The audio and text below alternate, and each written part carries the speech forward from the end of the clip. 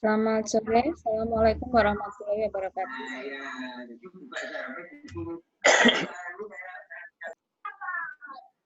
Bisa mendengar suara saya? Ya, Bu. Ya,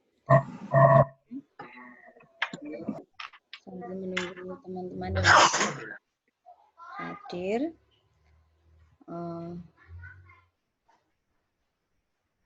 Minggu lalu ujian tengah semester sudah terlaksana ya. Nah,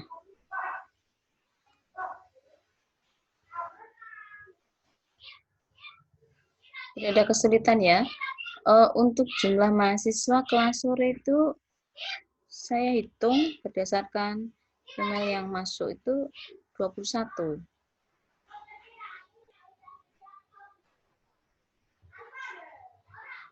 Sekitar 21 ya itu. Atau masih ada yang belum mengirim itu?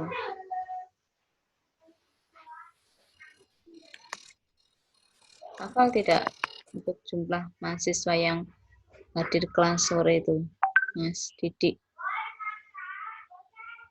Kalau untuk KAS mahasiswanya cuma 9, Bu.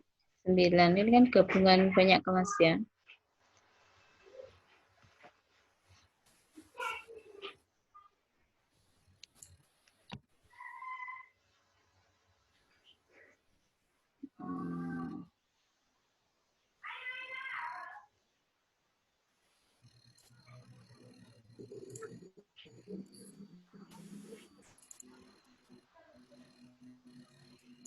Kemudian yang SKS tidak tahu ya.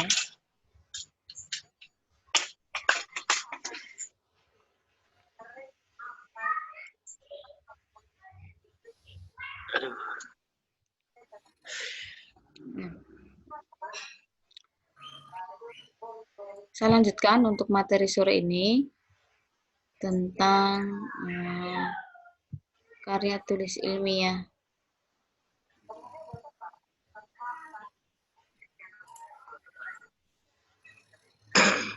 Karya tulis ilmiah ya, penulisan karya tulis ilmiah.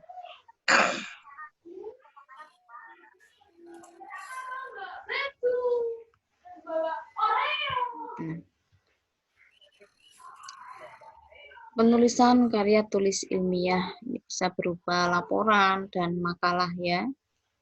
Kemudian bahasa di dalam karya tulis ilmiah itu mempunyai syarat, tidak asal menulis saja, tetapi juga harus memenuhi unsur kesyaratan ya. Apa saja unsur kesyaratan itu? Yang pertama adalah tentu saja baku ya, dari segi baku dan tidak baku tentu saja menggunakan bahasa Indonesia baku begitu. Bentar saya jeda dulu.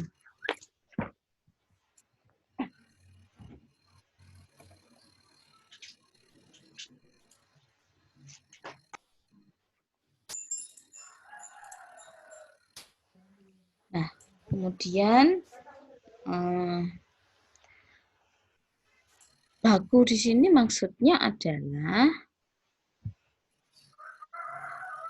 bahasa yang digunakan sesuai dengan kaidah bahasa Indonesia yang baku ya, baik mengenai struktur kalimatnya, kemudian maupun katanya gitu. Diksi ini juga harus diperhatikan ketika menulis dunia. Gitu. Kemudian syarat kebahasaan yang kedua adalah logis. Logis itu tentu saja bahasa Indonesia ragam ilmiah dapat diterima oleh akal gitu.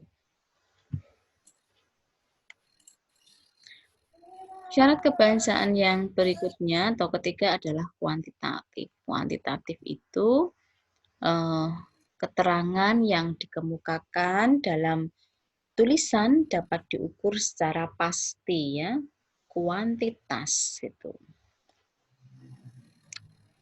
Kemudian syarat kebahasaan yang keempat adalah tepat. Tepat maksudnya Ini ide yang diungkapkan harus sesuai dengan ide yang dimaksudkan oleh penutur atau penulisnya. Jadi supaya tidak mengandung makna ganda begitu. Cara kebahasaan yang kelima adalah denotatif. Denotatif itu tentu saja diksi atau kata yang sudah dipilih itu sesuai dengan makna yang sesungguhnya ya, denotatif bukan konotatif begitu. Kemudian syarat kebahasaan yang ke-6 adalah ringkas. Ringkas maksudnya ini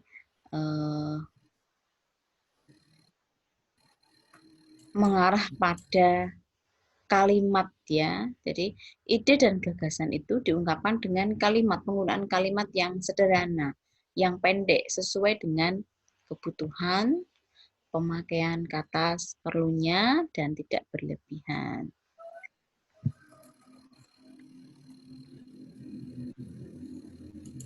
Yang terakhir, ketujuh adalah runtun. Runtun tentu saja ini berkaitan dengan paragraf ya, kalimat di dalam paragraf itu sesuai dengan urutannya, gitu. Runtun, koheren.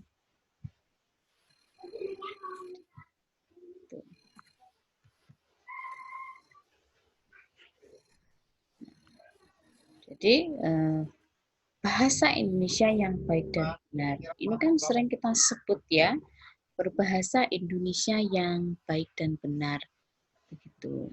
Nah, jadi bahasa yang digunakan itu dikatakan baik jika maksud yang diungkapkan dapat dipahami dengan tepat oleh mitra tutur ya. Mitra tutur itu orang yang menerima bahasa tersebut ya, lawan bicara.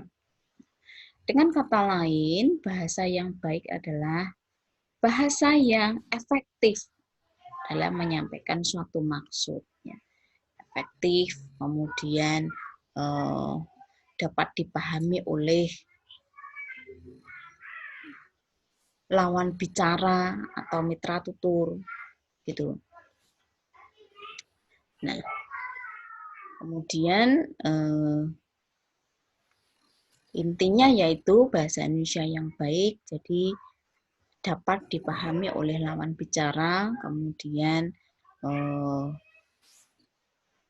bahasa yang efektif dalam menyampaikan suatu maksud. Nah, itu. Jadi dapat disimpulkan bahasa yang baik dan benar itu adalah bahasa yang sesuai dengan kaidah dan situasi pembicaraan. Ini sering kita singgung ya, sering saya singgung maksud saya. Kemudian ejaan. Ejaan itu apa sebetulnya? Apakah kata yang kemudian dieja, serangkaian kata yang dieja, begitu? Nah, jadi ejaan adalah keseluruhan peraturan bagaimana melambangkan bunyi-bunyi di dalam ujaran melalui huruf.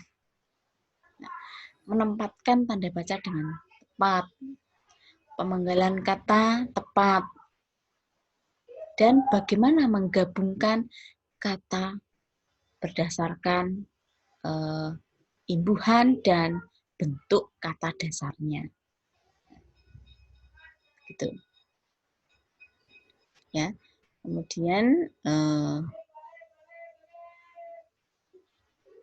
ini menuliskan bahasa lisan dengan aturan-aturan tersebut. Nah, jadi bahasa lisan ya, menuliskan bahasa lisan.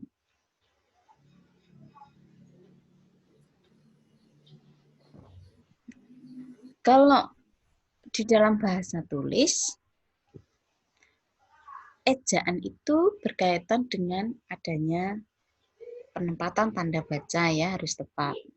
Kalau dalam bahasa lisan, tanda baca itu berupa intonasi akhir ya, intonasi akhir bisa naik atau turun gitu.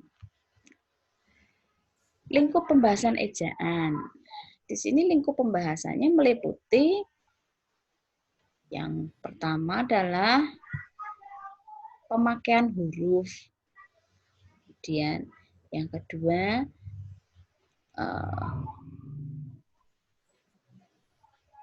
pemakaian huruf kapital dan huruf miring. Kemudian penulisan kata, penulisan unsur serapan, dan pemakaian tanda baca ya. Yang pertama tentang pemakaian huruf kapital dan huruf miring. Huruf kapital. Huruf kapital itu kita jangan menyebutnya itu huruf besar ya. Ini pemahaman yang tidak tepat ya, salah. Huruf besar. Kalau Anda menyebutnya huruf kapital itu sebagai huruf besar, maka nanti akan saya tanya sebesar apa hurufnya. Nah, begitu. Jadi huruf kapital tidak identik dengan huruf besar ya, meskipun istilah ini biasanya kan ada huruf kapital, huruf kecil kan. Nah, maka ini tidak bisa diantonimkan antara huruf besar dengan huruf kecil. Meskipun kenyataannya ada kata yang berantonim besar dan kecil, tetapi ini tidak berlaku pada huruf kapital dan huruf kecil, gitu ya. Jadi harus tepat ketika menyebut huruf kapital, begitu ya. Yang sudah terbiasa salah, bagaimana ya? Belajar untuk membetulkan dengan cara menerapkan di dalam kehidupan sehari-hari, gitu. Nah, istilah huruf kapital digunakan untuk menandai satu bentuk huruf yang karena memiliki fungsi berbeda dalam kata atau kalimat menjadi berbeda dari bentuk huruf lain meskipun secara fonemis bersembunyi. Jadi harus bisa membedakan ya fungsi daripada huruf kapital ini. Untuk menuliskan nama orang tentu saja menggunakan huruf pertama pada kata pertama, misalnya nama orang itu lebih dari 2 kata, ditulis menggunakan huruf kapital, kemudian nama yang kedua ya, kata yang kedua dari nama orang tersebut juga sama, dituliskan dengan menggunakan huruf kapital. Ini untuk sapaan ya, kata Anda. Anda ini meskipun letaknya adalah di tengah, ini kata Anda harus selalu ditulis dengan A-nya. Ini adalah kapital, meskipun terletak di tengah atau di akhir kalimat. Ini merupakan sapaan ya, Anda.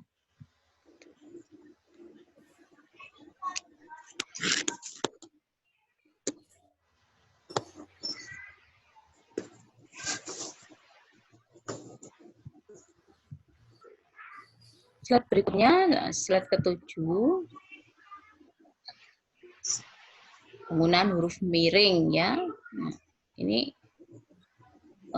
yang sering menjadi permasalahan adalah begini. Bagaimana Bu ketika menggunakan huruf miring ini pada sebuah tulisan tangan? Di sini ya, jika ditulis menggunakan mesin ketik manual atau tulisan tangan, nah, bagaimana caranya?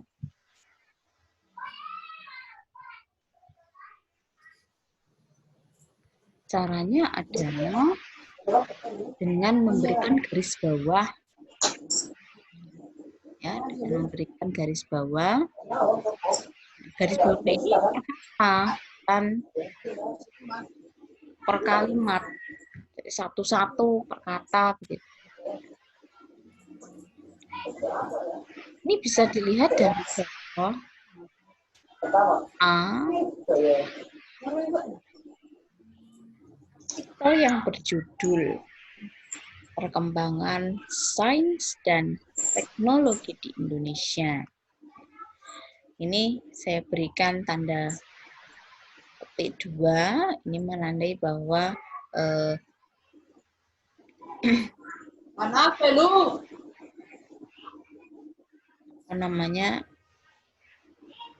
ini seumpama ya kita temukan pada tulisan tangan ya.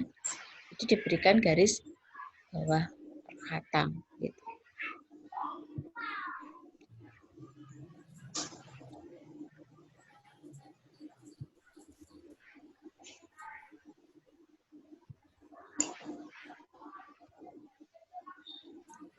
Nah, ini penulisan kata, ini harus kita pahami ya, kata itu berupa kata dasar, kata turunan, bentuk ulang, gabungan kata, kata gantiku, mu, kau, dan nya misalnya, atau itu sebuah partikel, atau singkatan dan akronim, ini harus kita pahami ya. Jadi pahami tentang penulisan kata di sini. Itu juga dengan ungkapan ya, karena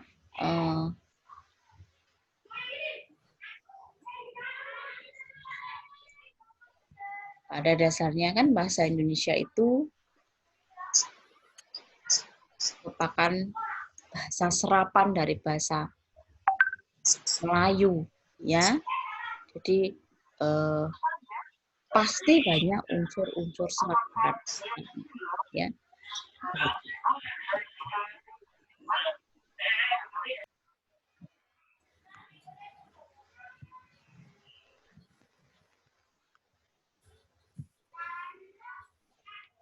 Berikutnya adalah pemakaian tanda baca.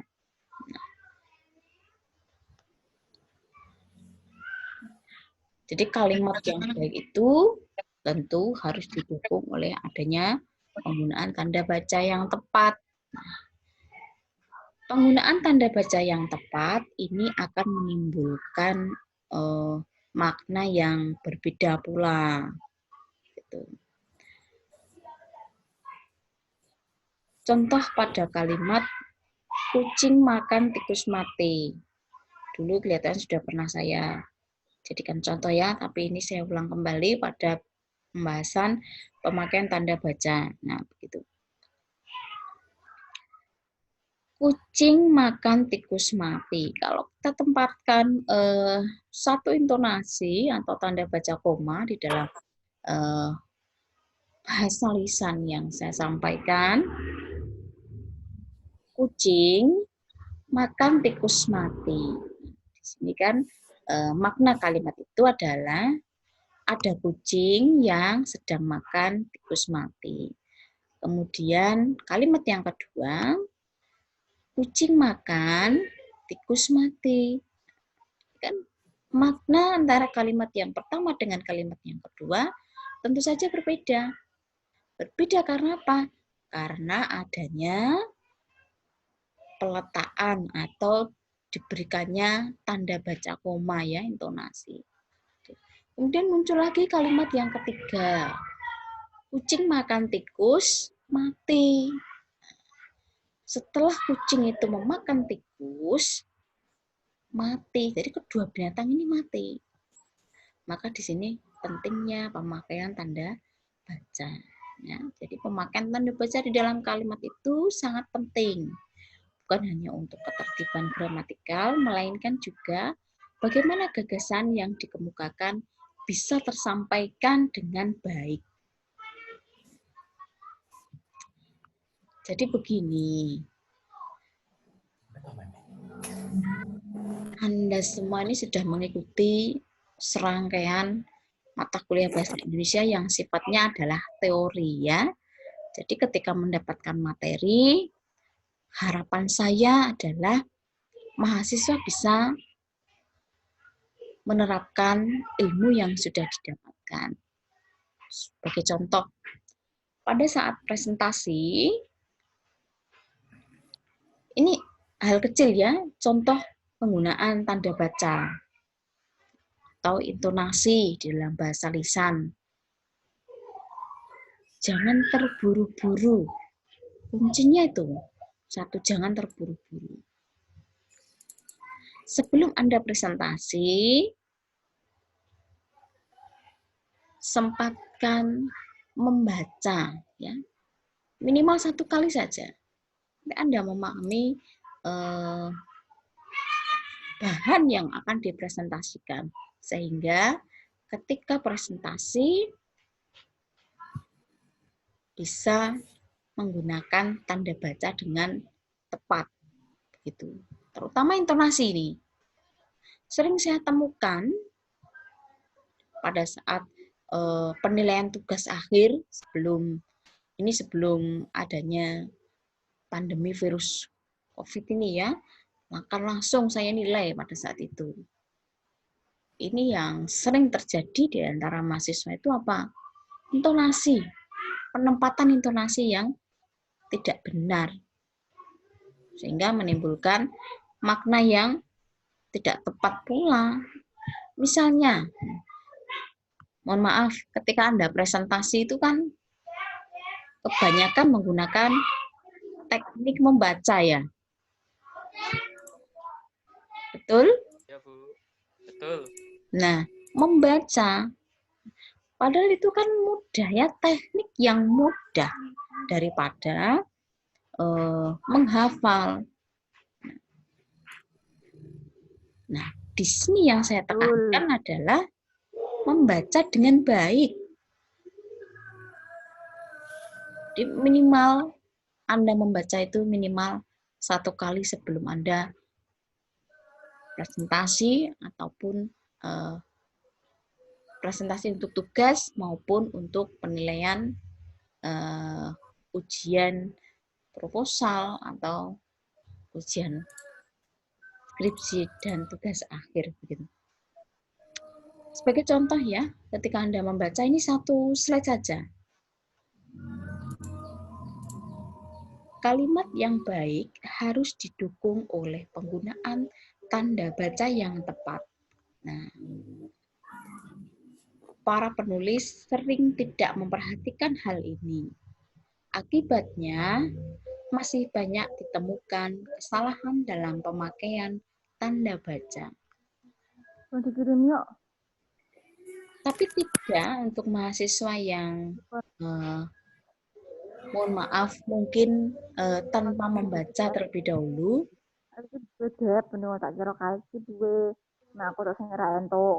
Ini ternyata lebih dari 21 untuk mahasiswa yang hadir. Ada yang belum mengirimkan UTS?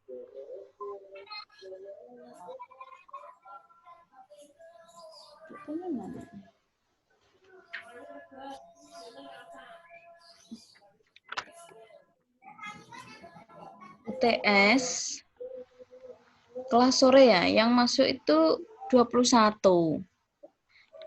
Sore ini yang hadir 23. Coba saya bacakan sambil mahasiswa menyimak ya. Husnul Hidayat, Muhammad Husnul Hidayatullah. Sudah. Setia Kusuma. Rizal Resi, Laras, Merli Sevinda, Vina Zulfa, Hendro Nugroho, Wahyu Adi, Muhammad Khairul Ikhwan, Fahdul Aldi Nugroho,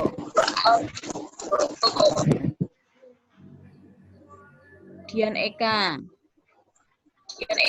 Joko Ananto, Dian Yahya Bagus Ginanjar, Aris Rusdiana, Nur Atika Afiani, 18 Arif Mutakin, 19 Didik Darmadi, 20 Desi Kamilia Rohma, 21 Novita Ardana. Ada yang belum saya sebutkan? Saya Bu, Diana Agnesia. Siapa? Rizky Setiawan. Diana Agnesia. Nanti bisa WA saya di grup.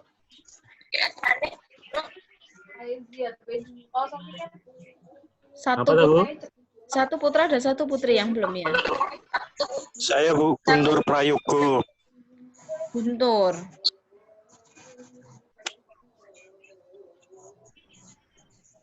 Coba nanti saya cek kembali ya. Tolong konfirmasi kembali nanti ke grup WhatsApp ya. Bisa resi, Bu. Apa? Rizky Setiawan dari SKS 17.1, Bu. Rizal Resi sudah. Rizal Oh, Resi sudah, Bu, ya? sudah. Oh iya, Bu. Ya, Bu. Bu Muhammad Nandana, Bu. Oh, nanti saya share aja ya. Saya share saja di grup WhatsApp Bu. gitu ya. Nanti mahasiswa bisa mengecek di sana. Ya Bu, di-share saja di grup WA. Nanti saya share ya. Gitu. Jadi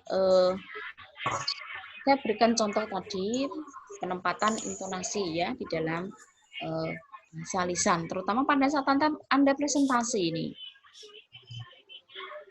Jangan terburu-buru. Kalau intonasimu tidak tepat, misalnya kalimat yang baik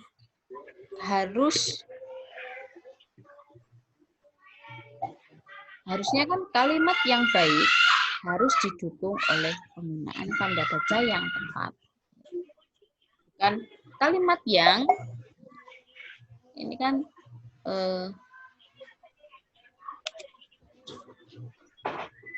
tidak tepat intonasi itu ya.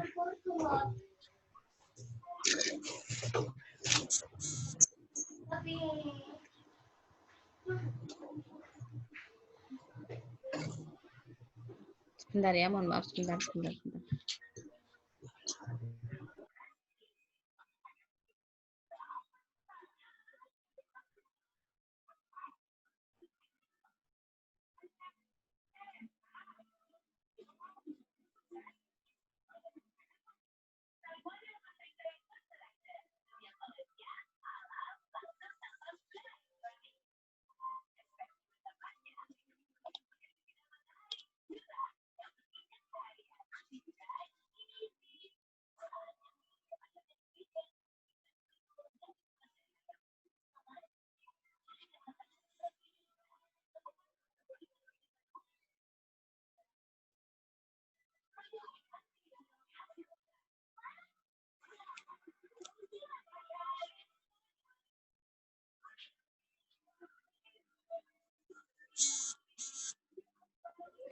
Sampai mana tadi? Tentang intonasi ya, penggunaan intonasi yang tepat.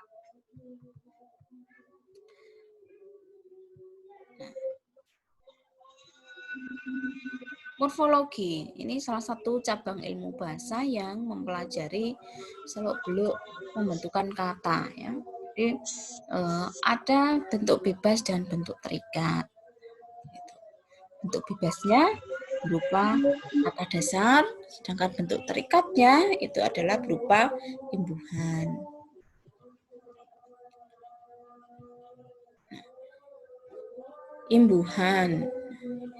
Imbuhan di sini kita ingat kembali adanya awalan. Awalan itu bisa saja ber, per, meng, di, ter, se, dan peng. Kemudian yang kedua itu ada sisipan. Sisipan bisa el, er, dan in. Imbuhan yang ketiga ada akhiran, kan, i, an, dan nya. Kemudian imbuhan yang keempat ada gabungan imbuhan. Gabungan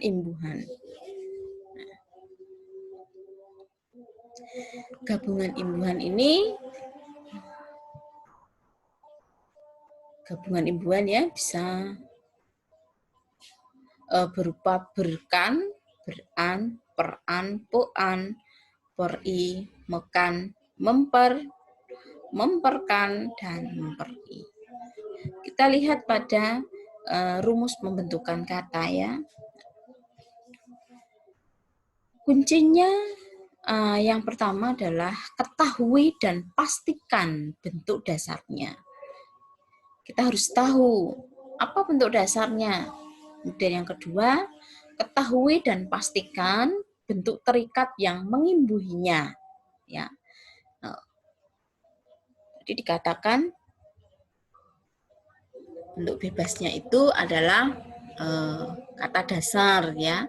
Kemudian terikatnya itu imbuhan yang melekat. Sebagai contoh, kata dasar kontrak mendapat akhiran kan, maka kontrakkan. Ini diuraikan di sini ya, kontrak kemudian mendapat akhiran kan. Kontrakan ini berbeda dengan kontrakan. Kontra mendapat akhiran kan. Perhatikan pula bentuk tumpukan, pertunjukan ya, pertunjukan dan lain-lain. Dalam imbuhan ini ada variasinya di dalam imbuhan ya. Yang pertama, awalan bervariasi menjadi bel jika diserangkaikan dengan kata ajar. Selain itu tidak bisa. Menjadi belajar. Dan yang kedua,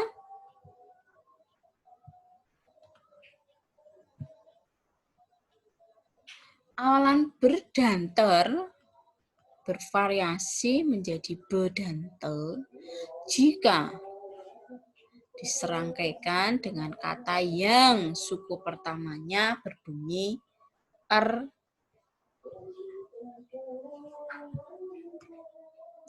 Contohnya adalah cermin, percaya. Dapat imbuhan ber ya, menjadi becermin. Bukan bercermin, tapi becermin. Bukan terpercaya, tetapi terpercaya. Yang ketiga, variasi dari imbuhan ini, awalanmu bervariasi menjadi menge jika diserangkaikan dengan bentuk dasar yang terdiri atas satu suku kata. Nah, ya, bom, tik, lap.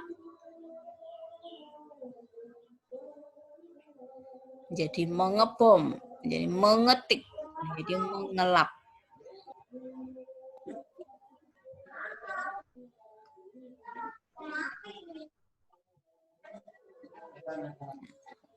Kemudian mengenal adanya peluluhan di dalam bahasa Indonesia itu, jadi imbuhan ngo dan pe sayang nomina. Beda lagi kuliah nih, bentar weh.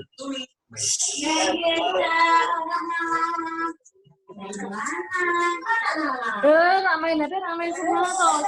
Jadi, Masya Allah. Kan jadi, dan tolong itu mikrofonnya dimatikan dulu itu Mbak, siapa itu? Tolong don mikrofonnya, Mbak. Ikan saya kemudian nangis tuh balik. Mikrofon yang nyala hanya yang bertanya saja. Besok sih dijemput ada aja ya, atau nggak usah ya?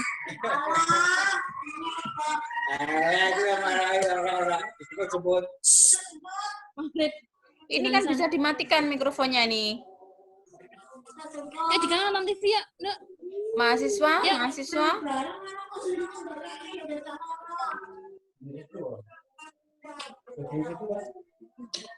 Hendak beli jajan ya? Ya. Nanti di Indomaret ya. Ini siapa ya? Mbak Novita kayaknya, Bu. Mbak Novita, mau sampai Mbak Novita. Kalau saya berbicara, Anda menyalakan mikrofon kan? Mau nggak? Nggak mau semua. Mengganggu yang lain, Mbak.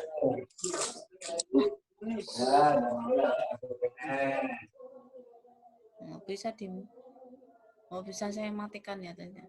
Nah, jadi peluluhan terjadi tinggal berapa menit? 4 menit.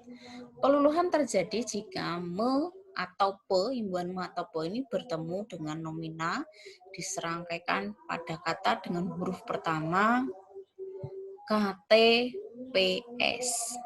Contohnya bisa ada di slide ini. Ini imbuhan me atau pe, kemudian bentuk bebasnya ini adalah berupa nomina. Nominanya kejar menjadi mengejar ya. Ini luluh ya, K-nya ya, kejar.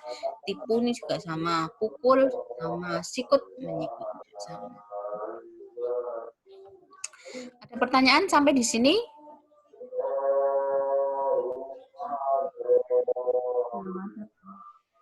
Belum ada, Bu. Belum ada ya, berarti sampai pada pohon kata. Karena waktu sudah menunjukkan untuk beribadah sholat maghrib, maka saya akhiri ya, kita menghargai, menghormati untuk pergantian waktu beribadah sholat maghrib. Jika tidak ada yang ditanyakan, perkuliahan saya akhiri. Selamat sore. Assalamualaikum warahmatullahi wabarakatuh. Waalaikumsalam Waalaikumsalam warahmatullahi wabarakatuh. Selamat berbuka. Kok berbuka?